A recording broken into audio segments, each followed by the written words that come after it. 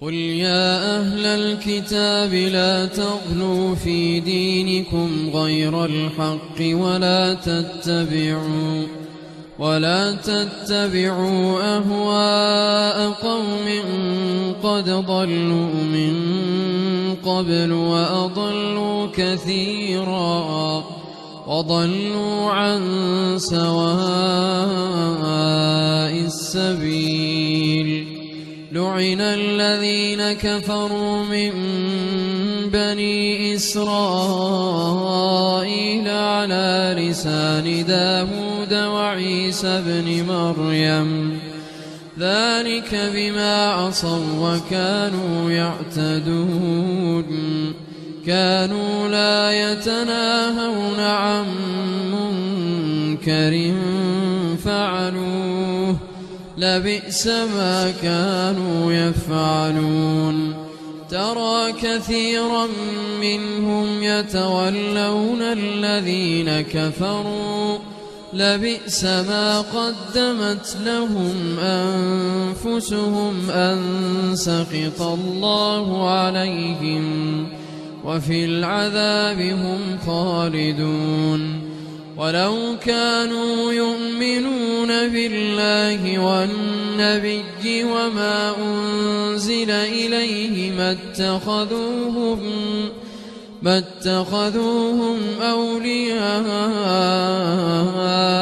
ولكن كثيرا منهم فاسقون.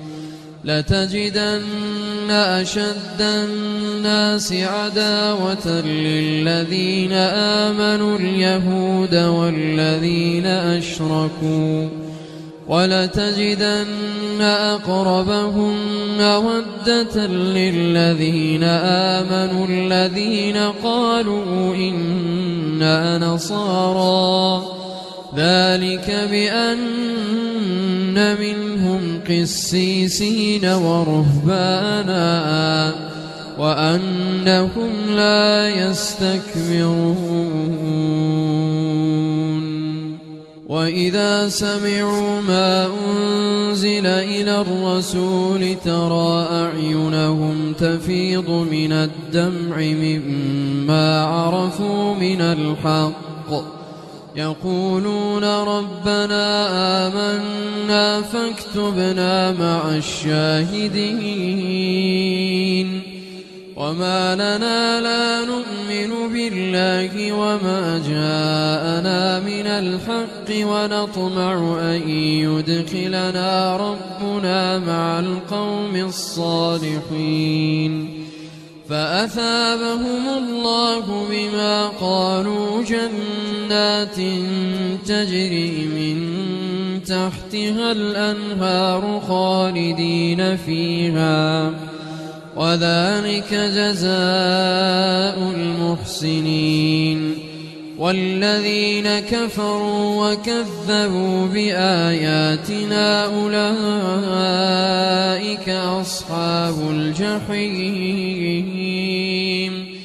يا أيها الذين آمنوا لا تحرموا طيبات ما أحل الله لكم ولا تعتدوا إن الله لا يحب المعتدين. وكلوا مما رزقكم الله حلالا طيبا واتقوا الله الذي أنتم به مؤمنون. لا يؤاخذكم الله باللغو في أيمانكم ولكن يؤاخذكم بما عقدتم الأيمان.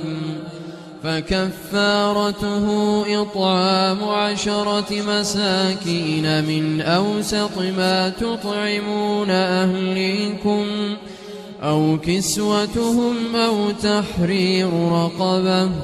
فمن لم يجد فصيام 3 أيام ذلك كفارة أيمانكم إذا حلفتم واحفظوا أيمانكم كذلك يبين الله لكم آياته لعلكم تشكرون.